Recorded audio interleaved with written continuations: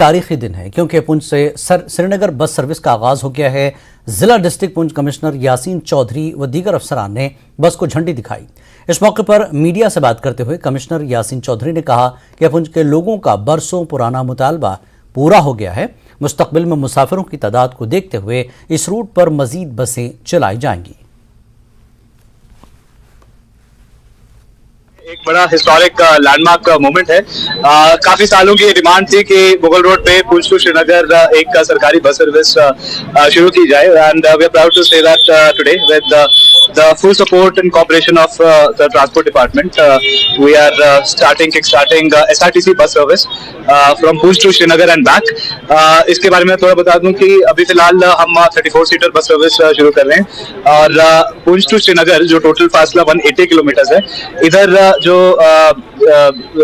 Fair रहेगा हमारा passenger fair that will be 398 rupees per passenger और डिपार्चर टाइम फिलहाल 8 बजे सुबह का होगा और ऐसे जैसे थोड़ा बहुत और पैसेंजर वॉल्यूम बढ़ती जाएगी एज पर डिमांड तो we will consider expanding the capacity and including more ferries. मैं पर्टिकुलरली थैंक करना चाहूंगा कम्युनिटी सेक्रेटरी जो हमारे ट्रांसपोर्ट डिपार्टमेंट के हैं प्रसन्ना रामास्वामी सर, जिनकी सपोर्ट और कोऑपरेशन से ही ये मुकम्मल होगा। जम्मू में ई रिक्शा ट्रांसपोर्ट के शोबे में इनकलाब बर्पा कर रहा है और हुकूमत जम्मू में आलूदगी को कम करने के मकसद से इसे फरोग दे रही है। मजीद ये कि ये बेरोजगार नौजवानों को अपनी रोजी रोटी कमाने का एक काबिल अमल ऑप्शन फराहम कर रहा है। पेश है रिपोर्ट।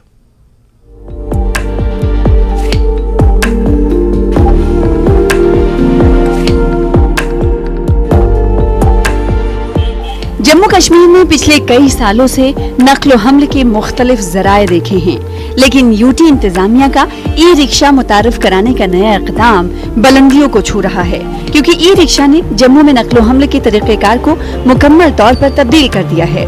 लोग बसों, मेटाडोर्स और 3 व्हीलर्स की जगह ई रिक्शा को तरजीह दे रहे हैं। जम्मू में इलेक्ट्रिक रिक्शा को फरोग देने के लिए हुकूमत न सिर्फ मरकजी स्पॉन्सर शुदा मुख्तलिफ स्कीमों के तहत अपने खरीदारों को सब्सिडी फराहम करती है, बल्कि जम्मू को आलूदगी से पाक करने को यकीनी बनाने के लिए ऐसे मजीद इक़दामात भी करती है। जो इलेक्ट्रिक व्हीकल्स हैं उसमें एनर्जी का सोर्स रहता है, इलेक्ट्रिक जो बैटरी रहती है, तो उसका जो पोल्यूशन है वो निग्लिजिबल हो जाता है। तो इसलिए गवर्नमेंट लेवल से या इन्वायरमेंट फ्रेंडली एक बनाने के लिए, इन्वायरमेंट फ्रेंडली एक्टिविटीज़ के लिए इलेक्ट्रिक बसेस को या इलेक्ट्रिक कार्स को या ई रिक्शा को प्रमोट किया जाता है गवर्नमेंट के द्वारा, ताकि पोल्यूशन कम हो। जम्मू में ई रिक्शा के कारोबार को फरोग देने के लिए एक कदम आगे बढ़ाते हुए स्टेट पॉल्यूशन कंट्रोल बोर्ड ने भी ई रिक्शों को जम्मू में सड़कों पर चलने के लिए आलूदगी के सर्टिफिकेट हासिल करने से मुस्तस्ना करार दे दिया है। तो जो व्हीकल्स इलेक्ट्रिसिटी से चलती हैं, क्योंकि उसमें कोई एमिशन नहीं हो रहा है, उससे स्मोक नहीं निकल रहा है, fuel is not being burned there, so the matter of pollution certificate doesn't arise. इसलिए उनको एग्जम्प्ट किया गया है, क्योंकि पोल्यूशन जो ये सर्टिफिकेट रहता है वो मेजर करता है कि इस गाड़ी से जो पोल्यूशन हो रहा है वो परमिसिबल लिमिट्स के अंदर है। जम्मू में बैटरी से चलने वाले इस 3 व्हीलर की मांग में तेजी से इजाफा हुआ है।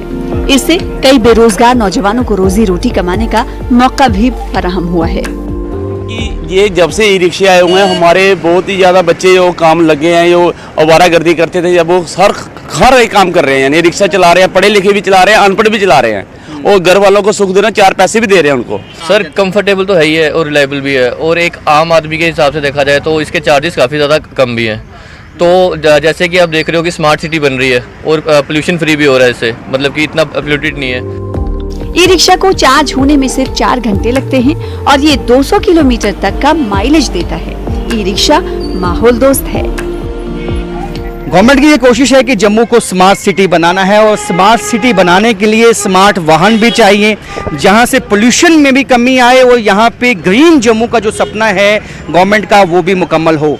उसी के चलते अब ई रिक्शा को यानी इलेक्ट्रिक रिक्शा, इलेक्ट्रिक बसेस को जम्मू में प्रमोट किया जा रहा है और इसका अच्छा रिस्पॉन्स देखने को मिला है, जहां लोग खुश हैं कि उनको वाजिब दामों में अपने गंतव्य की ओर जाने के लिए एक ट्रांसपोर्ट माध्यम मिला है। वहीं कई युवा भी खुश हैं कि उनको ई रिक्शा के माध्यम से अपनी जीविका कमाने का मौका मिला है।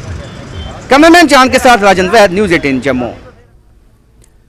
गांधरबल के बागुरामपुरा के गवर्नमेंट मिडिल स्कूल के तलबा तबाहशुदा इमारत की तामीर और तजदीद में महकमे तालीम की लापरवाही की वजह से खुले आसमान तले तालीम हासिल करने पर मजबूर हैं। तलबा को खराब मौसम और पढ़ाई के दौरान परेशानी का सामना करना पड़ता है। असातिज़ा के मुताबिक स्कूल की खराब हालत की वजह से रोल कम हुआ है, क्योंकि वालिदैन अपने बच्चों को पढ़ाई के लिए भेजने से गुरेज कर रहे हैं। हमारा स्कूल है वहाँ यहाँ पर बहुत प्रॉब्लम्स हो रहे हैं। एक ही क्लास में दो ये पढ़ते हैं, और सर जब हम यहाँ इस क्लास में पढ़ते हैं वहाँ उनका कोई किंडरगार्टन था, तो फिर वहाँ हमें डिस्टर्ब होता है बहुत सर। तो आपको कभी बाहर भी पढ़ना पड़ता है, जहाँ शहर में पढ़ते हो आप कभी? जी सर। तो जब बारिश होती है या ज्यादा धूप होती है तो तब तो परेशानी होती है? जी सर, हमें बहुत परेशानी होती है। तो आप क्या चाहते हो? सर हम चाहते हैं वो बिल्डिंग हमारी ठीक हो। मैं गवर्नमेंट से अपील करना चाहती हूँ कि हमें बिल्डिंग गिर गई है, हमें धूप में पढ़ना पड़ता है। जब बारिश पड़ती है 2-3 क्लासेस हमें कंबाइन करनी पड़ती है, हमें बहुत प्रॉब्लम होती है। हम खेल भी नहीं सकते हैं और डर रहता है कि वहाँ पे गिर ना जाए कुछ, हम खेल भी नहीं सकते हैं, पढ़ नहीं रहे हैं। या बारिश होती है तो उस दौरान हमारे बच्चों को बहुत मुश्किलात का सामना करना पड़ता है, क्योंकि हमारे पास खाली 8 कमरे हैं। 8 कमरों में एक ऑफिस है, एक कंप्यूटर रूम है, क्लासेस हमारी 9 है। तो आप खुद ही मतलब समझ सकते हैं कि कितनी मुश्किलात का सामना करना पड़ता है इन बच्चों को। या तो हमें इनको घर छोड़ना पड़ता है, या तो हमें एक क्लास में 2 मतलब क्लास को पढ़ाना पड़ता है, या मतलब अकोमोडेट करना पड़ता है। तो बहुत सारी मुश्किलात का सामना करना पड़ता है। कितना रोल है यहाँ पे बच्चों का? हमारा यहाँ पे 83 है इस वक्त रोल। जी सर, लेकिन अगर लास्ट ईयर की हम बात करेंगे तो लास्ट ईयर इससे ज्यादा था, क्योंकि इस साल हमारा नया एडमिशन हो नहीं पाया, क्योंकि ये जो बिल्डिंग गिर गई तो इसी की वजह से हमारे बच्चे यहाँ नहीं आ पाए, क्योंकि पेरेंट्स सोचते हैं कि स्कूल का ये जो डेकोरम था वो वैसा नहीं रहा, इसलिए हमारे एडमिशन में बहुत कमी हो गई इस साल। पुंछ के मेंढर सब डिवीजन में तकरीबन 2 लाख की आबादी वाले सब डिस्ट्रिक्ट अस्पताल और दीगर सेहती मराकज में डॉक्टरों की कमी की वजह से मरीज परेशान हैं। सरकारी जराये ने बताया कि मेंढर सब डिवीजन में 18 मेडिकल अफसर और डेंटल सर्जन की 7 असामियां खाली हैं। चाइल्ड स्पेशलिस्ट, फिजिशियन और कई दीगर माहिर डॉक्टरों की अदम दस्तियाबी की वजह से लोगों को जीएमसी राजौरी या जम्मू जाना पड़ता है। ऑपरेशन थिएटर और से मुतल्लिका आलात दस्तियाब हैं, लेकिन डॉक्टरों की अदम दस्तियाबी से मरीजों को कोई फायदा नहीं मिल पा रहा है।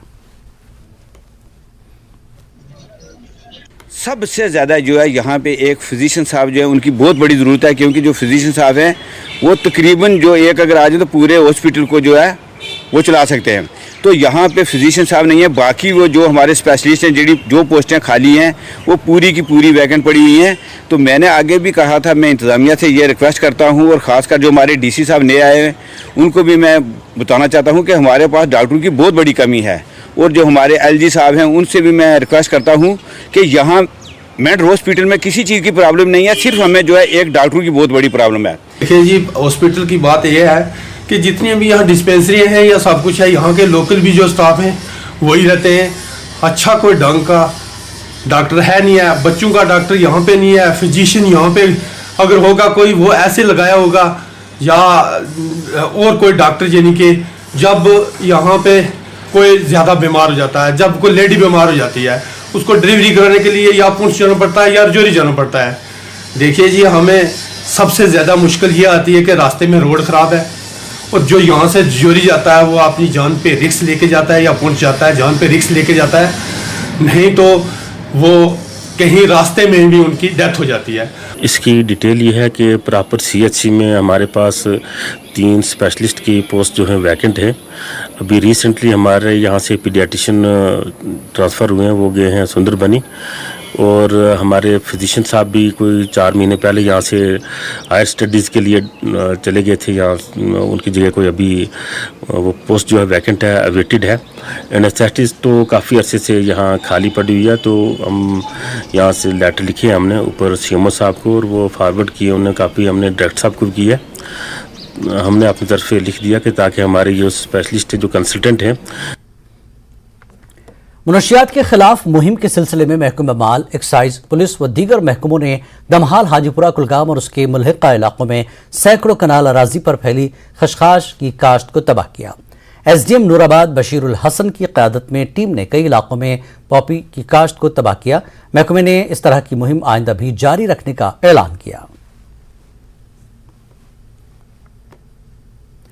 जम्मू कश्मीर एक्साइज के कमिश्नर पंकज शर्मा ने कहा कि मुनशियात के कारोबार और खशखाश व भांग की काश्त के खिलाफ एक्साइज डिपार्टमेंट, पुलिस और महकमा माल के इश्तराक से कमर बस्ता है, जबकि रवां वक्त में अब तक 1000 कनाल अराजी से खशखाश की काश्त को तबाह किया गया है।